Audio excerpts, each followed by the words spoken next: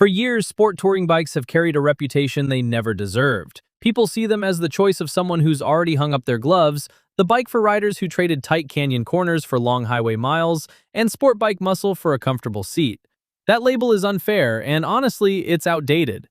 While the market keeps fighting it out between aggressive nakeds and adventure bikes that rarely see dirt, Honda just reminded the entire industry that you can have a superbike engine, top-tier electronics, and real comfort for crossing an entire continent, all in the same machine. That reminder has a name: the Honda CB1000GT. Think about it for a second. For decades, buying a touring bike meant settling for a detuned engine, limited electronics, and the idea that real excitement was reserved for pure sport bikes. That's exactly the compromise Honda decided to break with this project.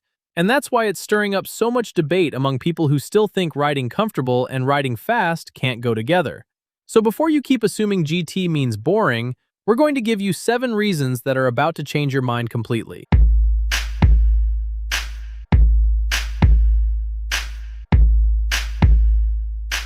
The first reason is under the fuel tank. The CB1000GT isn't built around some generic engine or a block design just to scrape by on emissions rules. Its heart is a 1,000 cubic centimeter inline-4 pulled straight from the power plant Honda used in the CBR1000RR Fireblade, the same mechanical foundation that already proved itself in the CB1000 Hornet. Here it puts out around 150 horsepower at 11,000 revolutions per minute, along with 102 Newton-meters of torque at 8,750 revolutions per minute. Honda didn't just drop the engine in and call it a day.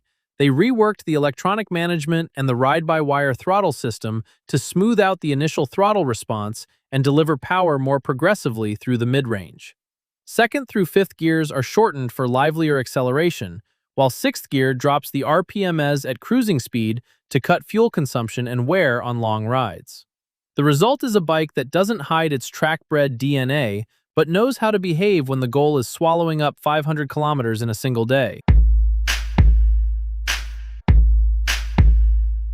The second reason involves something almost nobody thinks about when they picture raw power, but it ends up being what really makes the difference on the road: chassis geometry.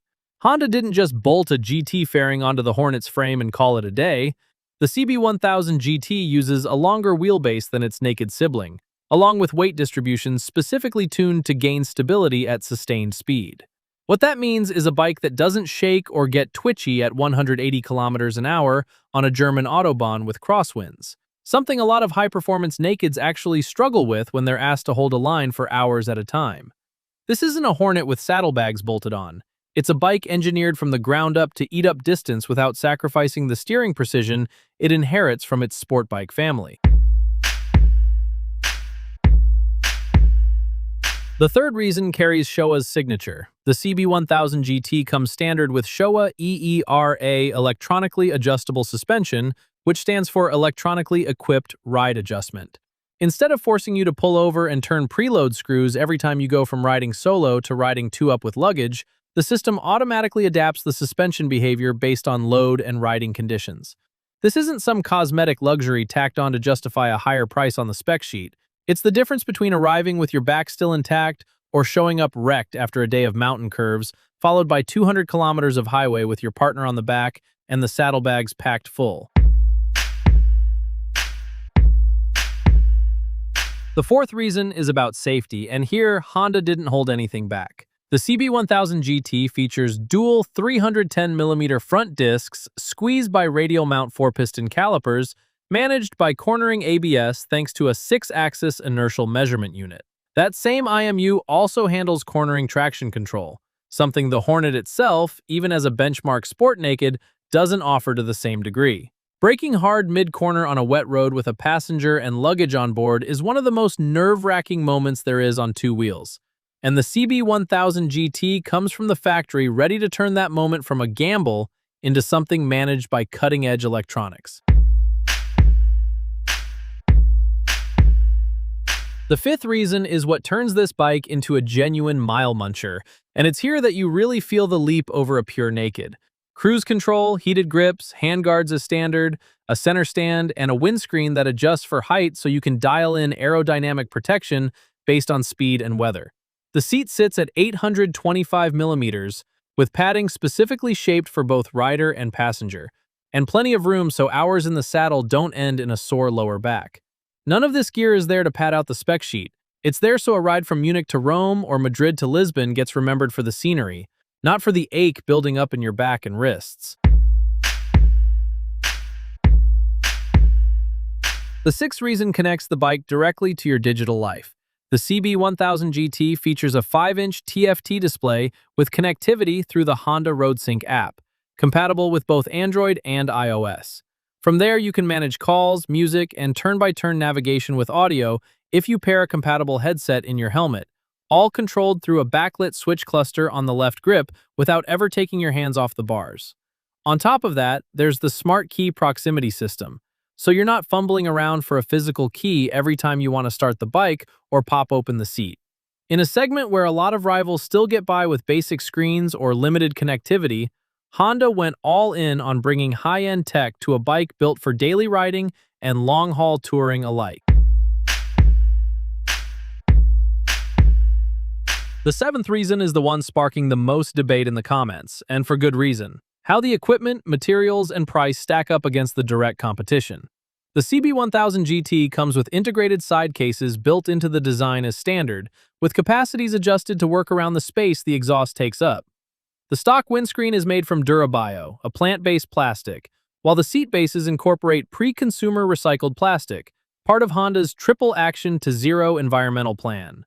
On top of that, Honda offers 3 official accessory packs to tailor the bike to different types of riders: a comfort pack with a taller screen and upgraded seats, a sport pack with a lower screen and engine protection, and an urban pack with a 50-liter top case, rear rack, and alarm system, plus premium options like the Akrapovic slip-on exhaust or machined Gills tooling components.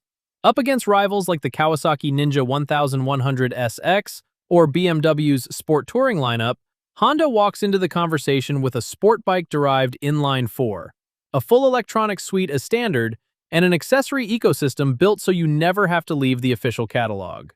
The CB1000GT comes in 3 finishes: Grand Prix Red with graphite black accents, Pearl Deep Mud Gray, and Solid Graphite Black, each with a paint and finish quality you'd expect from a flagship bike, something you notice in person far more than in the catalog photos. Now, we'd be doing you a disservice if we didn't address the elephant in the room. German trade outlets like Motorrad have reported that the CB1000GT's commercial launch in Europe, originally slated for early 2026, could slip into the second half of the year due to a recall tied to oil consumption in the engine, a block the GT shares with the CB1000 Hornet. We're not hiding it or dressing it up. It's public information, and it's part of the real conversation around this bike. What is worth pointing out is that catching something like this before mass delivery to dealers usually beats finding out about it with thousands of units already on the road.